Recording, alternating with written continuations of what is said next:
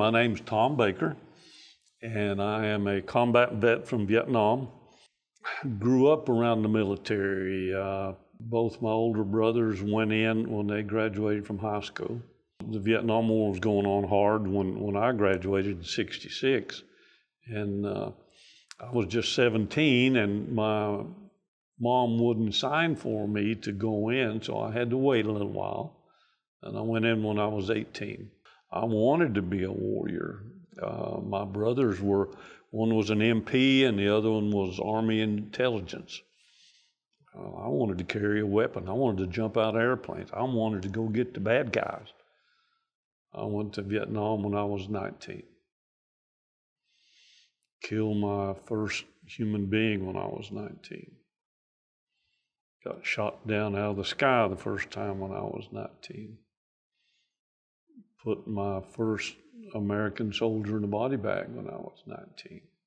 I had to go from this gung-ho guy to somebody that pretty well knew that he wasn't going to make it and wanted to take as many of them with him as he could. You get hard. You have to stay alive. You get hard and you'll kill. It's one of those things to where you don't get over that easily.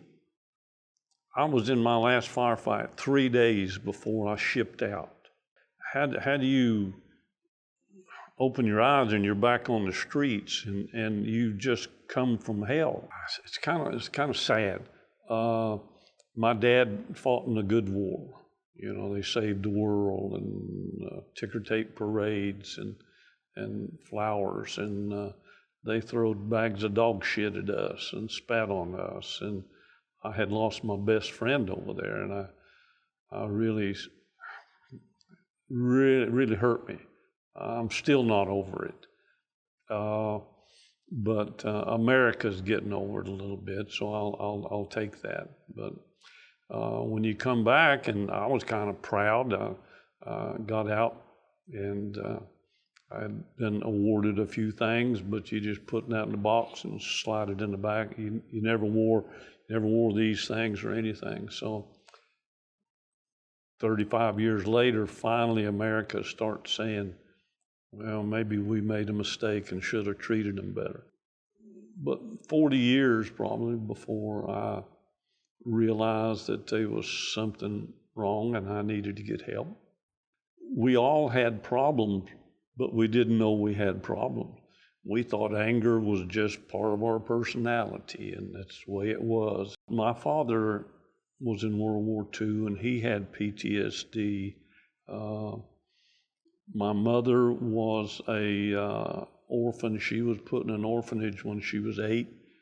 Was there 4 or 5 years. She had PTSD. Nobody knew what the hell it was. So I grew up in that environment, and it was tough on us boys. And I wanted to be a better father. And my father was a good guy, but I wanted to be a better father than my father. You hide that PTSD, and it stays in the back of your head, and it's kind of like the birds in a barn. They flutter up in the attic, and every once in a while they come out. Certain sounds set you off, certain smells. You react different. Time heals all wounds, and wounds all heals. So eventually, in the right circumstance, when you've got somebody that you love and that you can care for and talk to and cry on their shoulder, then that gives you a little peace of mind, heals you a little bit. But that's a reason why we shouldn't have wars, because, I don't care if you won or lost. There's a price. It comes at a price. You keep it all inside, and it will eat you alive, and it'll eat your family alive. That's the thing that was kind of explained and taught to me through the first counselors. You got to be willing. And the writing helped me. It really did. Once I kind of got over the shock of bringing the memories back, it helped. It was kind of like telling the stories. So, but you can't keep it bottled up. And the counseling tries to get you to open up about stuff. And some people really struggle with that. I've had many veterans come up to me and say, Baker, how can you tell all of that? How can you tell people that? And I look them in the eye and I say, I've got to. I promised myself that I owed my friends that.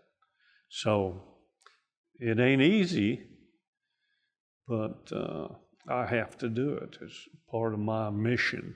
So, and in our last little interview, I told you I almost blew my brains out, even though I was married to the sweetest, kindest person in the world. You know, the demons are screaming that I didn't do enough, hadn't done enough, lost friends. But there were other voices there. I think voices of my friends that said, hell no, Baker, you hung your ass out in combat. You did all you could do. Get out there and tell the story. The VA is doing a much better job. They've got the program that Marshall Lee talked about, Writing for Healing.